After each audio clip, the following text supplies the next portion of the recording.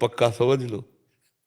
एक बार एक ब्राह्मण देवता काशी के वहीं से निकले, कहा रैदास जी भगत बनते हो कभी तो गंगा नहाओ, देखो हम रोज गंगा नहाते हैं। तो उन्होंने कहा पंडित जी हमारे पास समय नहीं, इतनी सेवा है, भगवत सेवा, संत सेवा और ये अपनी निज सेवा, दो केला दिए। बोले गंगा जी को कह देना कि हम तो आ नहीं पाए लेकिन आपके हाथ से भेजा, उनको दे दे।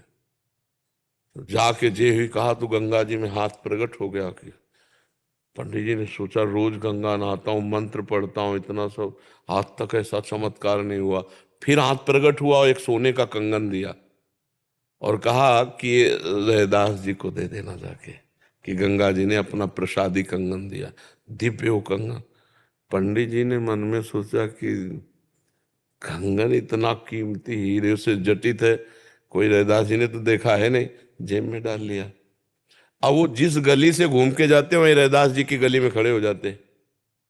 उनका कहो पंडित जी, वो तो सिद्ध पुरुष, सिद्ध जानते हो, जिसकी प्रत्येक श्वास में बिना किसी प्रयास के जैसे धड़कन धड़कती है, ऐसे भगवान का जिसका स्मरण, एकतार स्मरण, निर्विघ्न स्मरण, अचाह स्मरण, अचाह, कोई चाह रख के नहीं, परम पद की भी चाह रखे, केवल स्मृति के लिए स्मृति, प्रभु की याद में हर समय तन्मय रहना, इससे बड़ी कोई सिद्धि नहीं होती।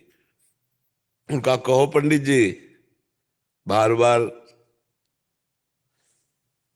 अब उनकी हिम्मत नहीं पड़ रही, फिर मन में आया कि यार ये सिद्ध पुरुष है, गंगा जी का हाथ प्रकट हुआ, केला लिए, ये तो बड़ी मुश्किल से निकाला और कहा कि ये गंगा जी ने आपको कंगन दिया। तो उनका नहीं, आप ही रख लो, हमें इसकी जरूरत नहीं। अब एक दिन उनकी पंडिताइन रानी के पास गई तो एक कंगन पहने थे। रानी ने देखा ऐसा तो हमारे पास भी नहीं है, तो कहा इसकी जोड़ी। तो अब जोड़ी कोई बनाने वाला नहीं, तो रविदास जी से, रविदास जी से जाके ब्राह्मण ने कहा कि ऐसे कठौते में हाथ डाला तो कहा तो गंगा जी ने दिया। तो बोले ये भी गंगा जी ने दिया। बोले मन चंगा तो कठौती में निरंतर नाम रटते हुए अपना, क्रिया कैसी है भगवान, क्रिया नहीं भाव देखते हैं। बड़ी पूजा पाठ वाली क्रिया, इसके बाद निकले घर से वही बेईमानी, वही छल कपट झूठ, कभी भगवान पूजा स्वीकार नहीं करेंगे। वो सब पूजा राख हो जाती है। जैसे राख में हवन किया जाए तो व्यर्थ हो जाता है ना, ऐसे पूजा व्यर्थ। ईमान से चलो, धर्म से चलो, भगवान का नाम जप करो। कभी आरती पूजा न करो तो भगवान मान रहे हैं, तुम्हारी आरती हो रही, तुम्हारी पूजा हो रही। धर्म से चल रहे हो ना, नाम जप कर रहे हो, भगवान की आज्ञा का पालन कर रहे हो, आप भगवान के दास हो।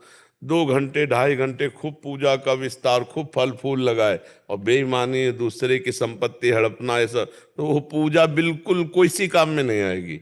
वो पूजा ऐसे समझो जैसे राख में किया हुआ हवन। भगवान कपिल देव जी कहते हैं कि जो हमारे श्री विग्रह की, अर्चा विग्रह की बहुत अच्छे अच्छे पदार्थों से पूजा करता है, पर अन्य जनों से द्रोह करता है, छल कपट करता है, उसकी पूजा में बिल्कुल स्वीकार नहीं करता। वो पूजा ऐसी है जैसे राख में किया हुआ हवन।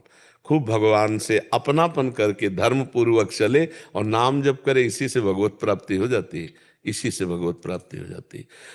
विभीषण जी लंका में कोई पूजा का विस्तार नहीं कर सकते थे, धुआं भी नहीं अगर का वहां निकल सकता था, लेकिन उनके हृदय में निरंतर राम राम चलता था।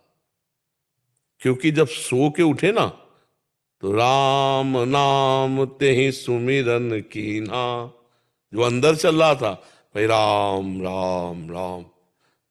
हृदय हरसि कपि सज्जन चीन्हा, यही सन हठ करी हो पहचानी, साधु ते हो ये न कर। ये साधु है विभीषण, क्योंकि सो के अभी उठे, राम राम राम राम, मतलब भगवान का ये महान भक्त है। और भगवान ने भी साधु का तुम सरीखे संत प्रिय मोरे, और भगवान शंकर जी ने भी साधु का उमा संत कही है बड़ाई मंद करत जो करिए नाम। अंदर तुम्हारे नाम चल रहा है, आप संत हो, और संत भेष है और नाम जप नहीं है, तो भेषधारी हरि के उर शाले, भगवत रसिक जी ने कहा। भगवान को पसंद नहीं, भगवान को सच्चाई पसंद, क्योंकि भगवान सत्य सच्चिदानंद में। खूब नाम जप करो और भगवान से प्रार्थना करो कि सबकी ममता ताक बटूरी हमसे हो नहीं रहा, थोड़ा सहयोग करवा दो। वो एक क्षण में सब करवा देंगे, बहुत कृपा।